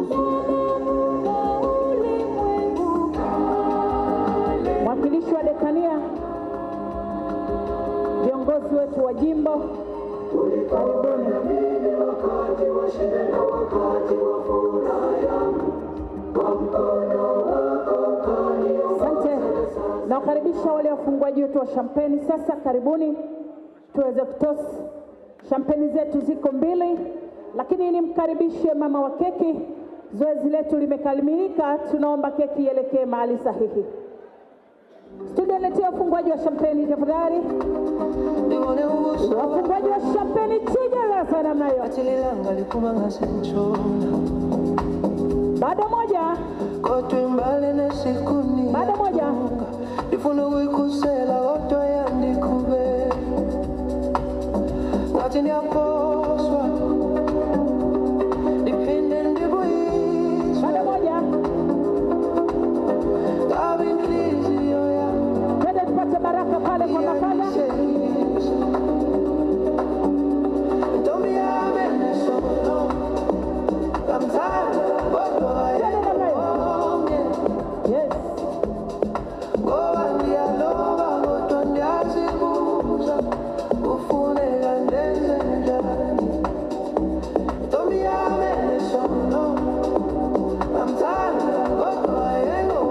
Tunashuka chini hapa, tunakuja kufungua namna hiyo. Wakati huo tunaendelea kuangalia TV Tumaini online, tuko live kabisa ndani ya Kristo Mfalme Tabata. Tuko pamoja kabisa na MC Jenny na DJ Ludovic. Wafunguaji wetu champagne makini kabisa. Tare na nayo.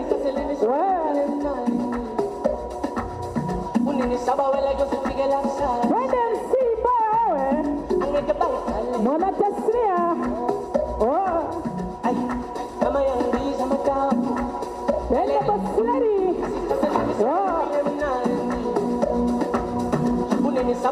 Champagne zinakwenda kufunguka na nayo.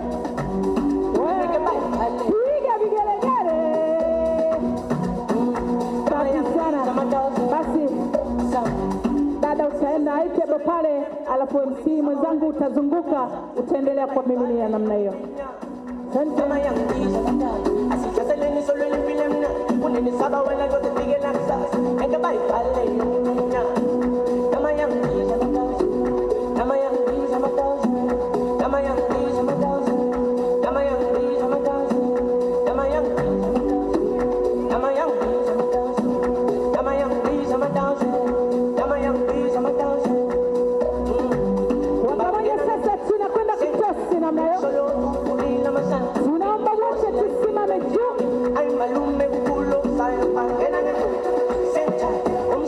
Tunaomba tusimame. Inapendeza namna hiyo, tusimame wote kwa pamoja.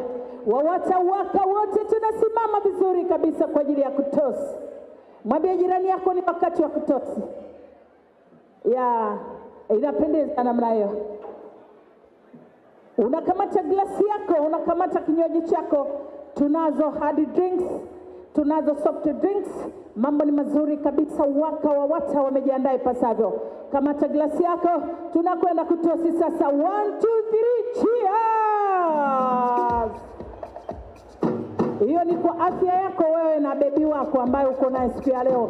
Tunakwenda ya pili. 1, 2, 3, cheers! Hiyo ni kwa ajili ya kuimarisha na kuendelea kudumisha umoja wetu wa kanisa Katoliki. Ya tatu na ya mwisho, wana Kristo Mfalme wote tunakwenda kutosi. 1, 2, 3, cheers! Safi sana. Wakati huo basi tunazunguka, tunaendelea kutosi kwa wengine. Mwambie nilikuona misa ya kwanza, mwingine ya pili, alafu tutasali tena kesho misa saa 12 asubuhi. Tuendelee sasa, studio wazungushe namna hiyo. Tare.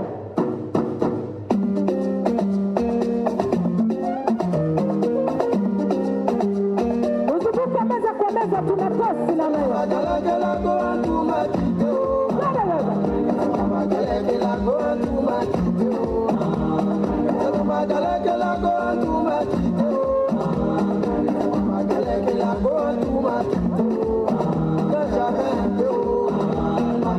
Tuzunguke namna hiyo, tutosi. Wakati wale watano wameingiza wanajiandaa. Tutasina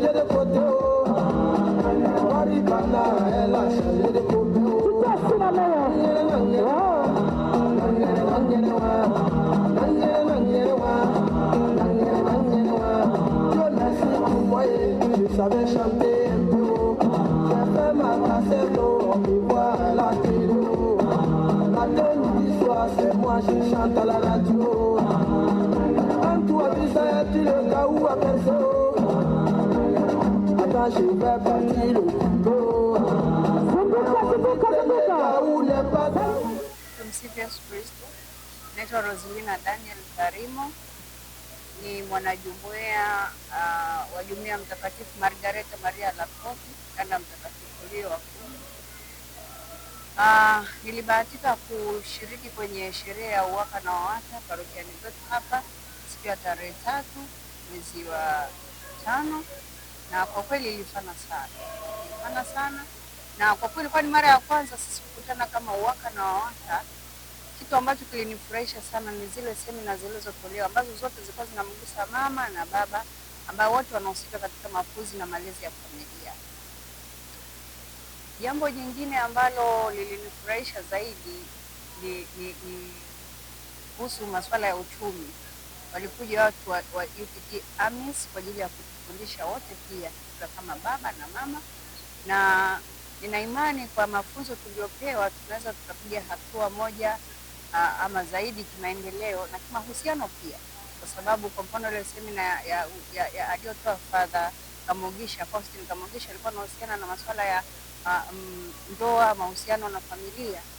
Kwa hiyo tulijifunza mengi. Baba kama baba katika familia anatakiwa fanye nini akiwa na mke wake, akiwa na watoto, na mama vile vile, kila mtu aliambiwa majukumu yake.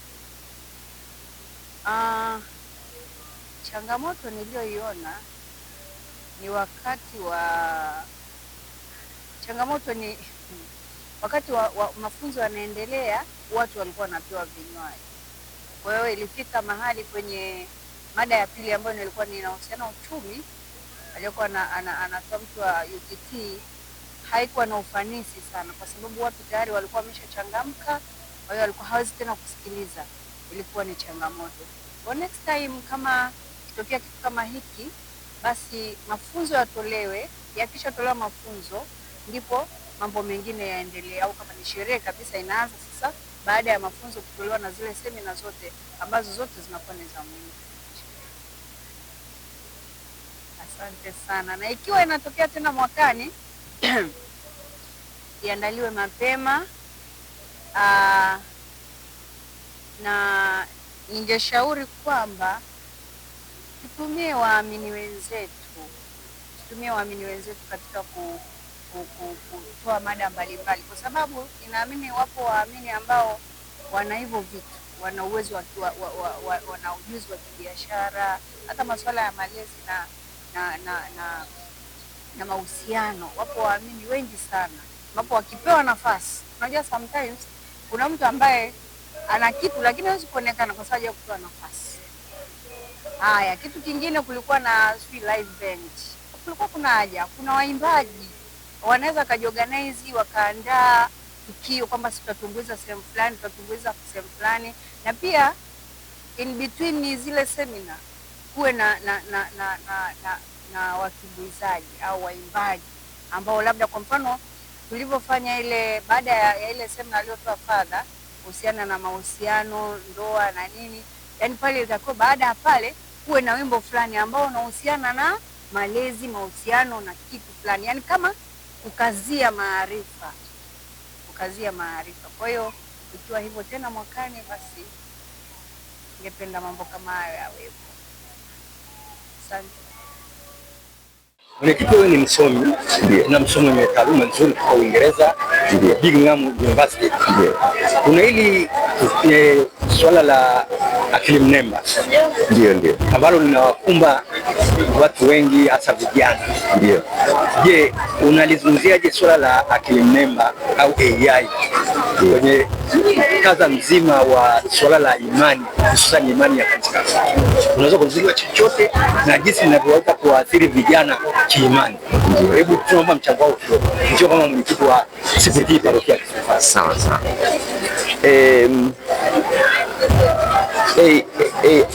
AI ni teknolojia.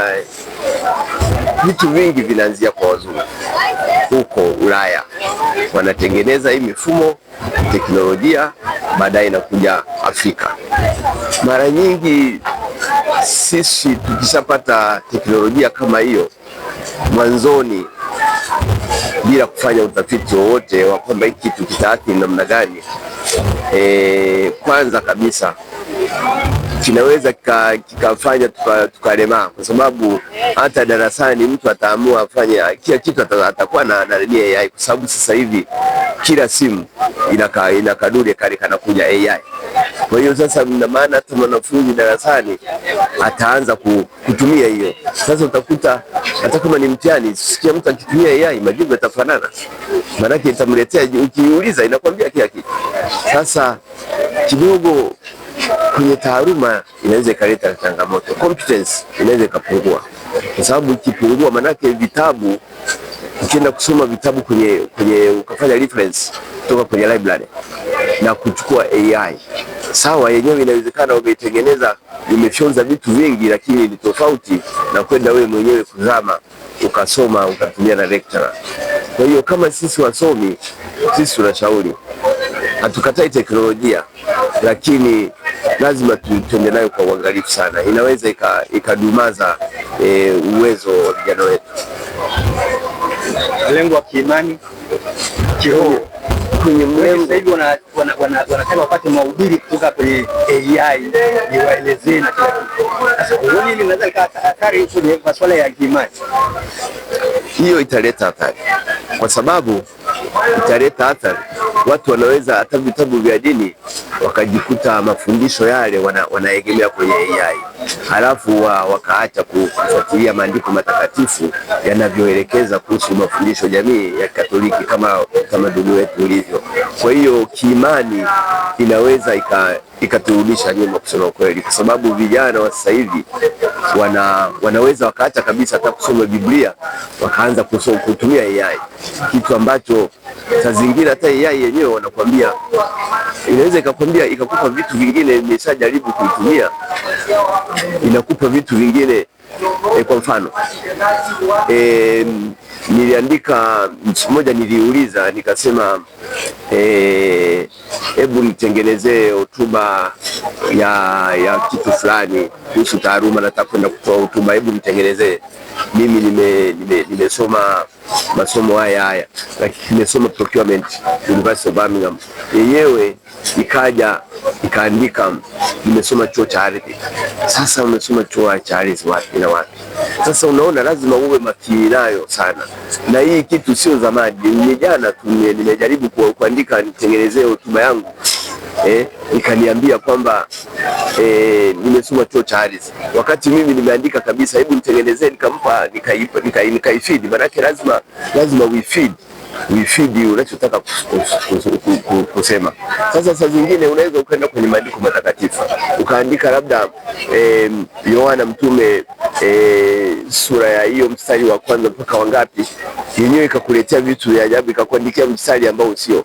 Sasa uone hapo inaweza kaleta upotoshaji. Kwa hiyo inabidi ukose na check, uangalie inachosema ni kweli. Lazima uchukue na Biblia uangalie huo mstari ni kweli, unaendana na tokea au hicho ilichokufuatia. Kwa huo mfano wangu ulioitoa, nikirudi kwenye maandiko matakatifu. Kwa hiyo inaweza ikadumaza imani yetu, kwa ukizingatia unaweza ukaanza kuhubiri vitu ambavyo sivyo. Kwa hiyo inabidi tuwe uangalifu kiimani.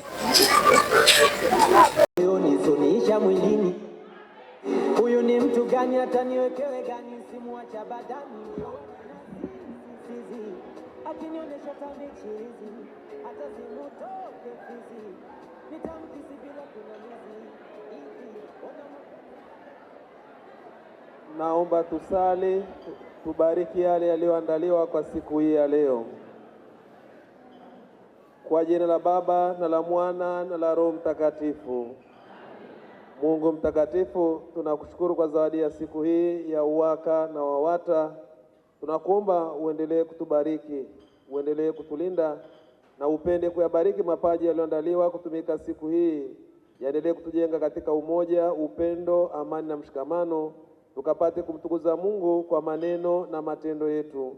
Tunaomba yote kwa njia ya Kristo Bwana wetu. Kwa jina la Baba na la Mwana na la Roho Mtakatifu.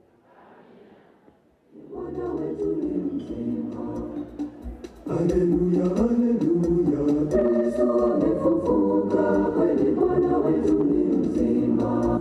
Haleluya, haleluya, kweli Kristo amefufuka, kweli Bwana wetu ni mzima. Haleluya. Tumsifu Yesu Kristo. Kwa majina naitwa Tamazia Thomas.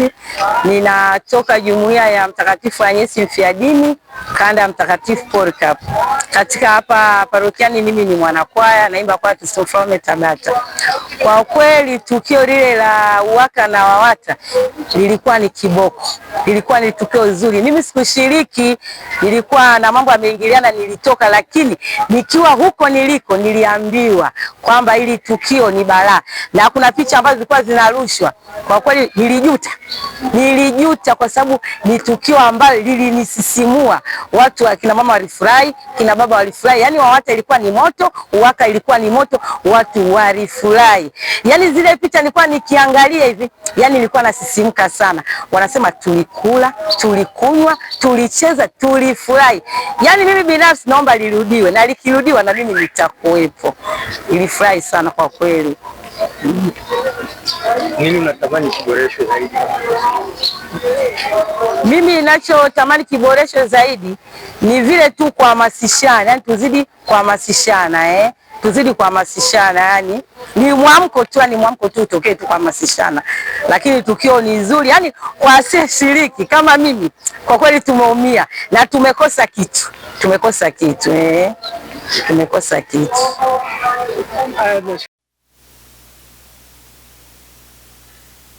Ndugu zangu, tumsifuni Yesu Kristo. Tunatoa shukrani za dhati kwa kamati tendaji ya UWAKA na WAWATA kwa pamoja kwa kuweza kuwaunganisha wana UWAKA na WAWATA kushiriki pamoja, kukaa pamoja katika kusherehekea siku yao ya kuburudika. Ni jambo jema na kupendeza kuona wanaparokia hawa waliweza kujiorganize wakafanya get together, tuseme wakaweza kukaa pamoja wakafanya sherehe ambayo iliweza kuwashirikisha wana UWAKA na WAWATA kwa pamoja. Ni jambo jema sana kwa wanaparokia kukaa hivyo, na hili jambo tunaomba kiparokia liweze kuendelea, liweze kuendelezwa, na hata vijana wetu viwawa na wana mjumuiko wao wa kufanya mambo haya, na wenyewe tunawapongeza sana. Hii yote ni kuongeza umoja kwenye parokia yetu. Kwa hiyo tuwashukuru viongozi wetu na viongozi wetu wa kanisa, baba paroko na wasaidizi wake, pia kwa kutupa ushirikiano kuweza kufanikisha hili jambo. Tumsifuni Yesu Kristo.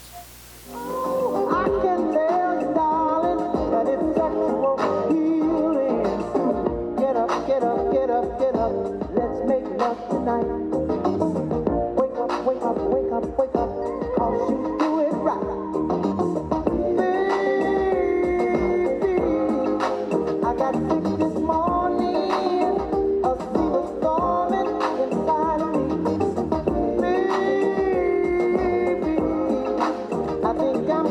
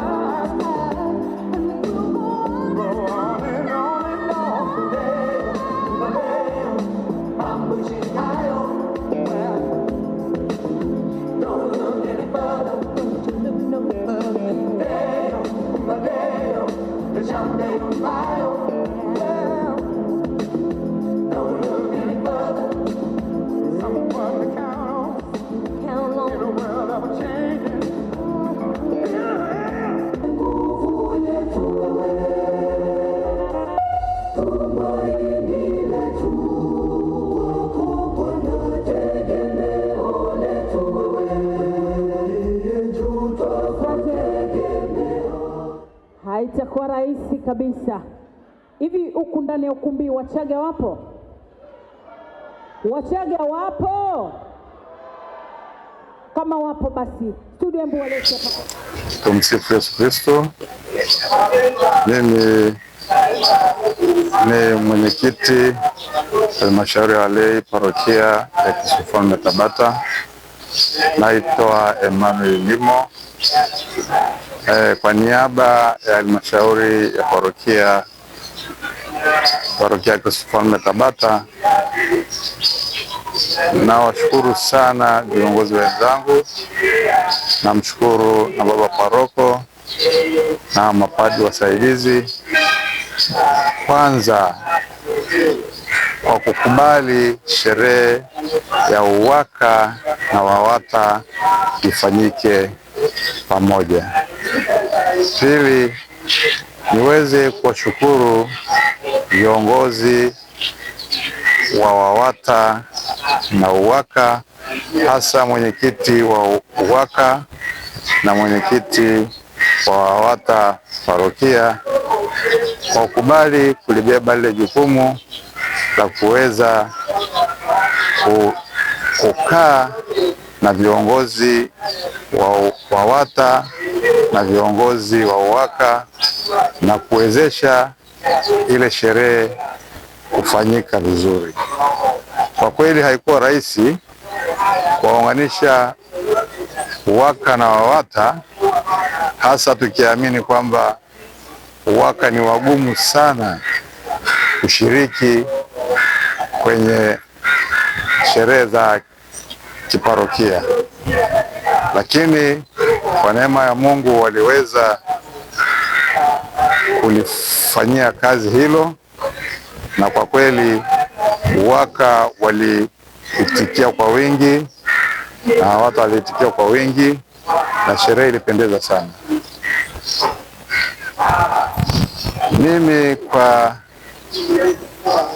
maono yangu ningependa tu nimshukuru Mungu kama mwaka mwingine tena tutakapoanza sherehe ya ushirikiano ya UWAKA na WAWATA, basi iweze kufanyika vizuri zaidi na zaidi, na iweze kutufanya waamini wa Tabata waweze kuwa na imani ya kanisa Katoliki zaidi. Basi nawashukuruni sana, na tuzidi kuwaombea wa baba zetu au UWAKA ili kila kukicha basi waweze kubadilika na mioyo yao iweze kukubali kushiriki shughuli za kanisa na waweze kushirikiana na wake zao au WAWATA kwa ukaribu zaidi, ili tuweze kupata mafanikio zaidi kwenye parokia yetu. Tumsifu Yesu Kristo.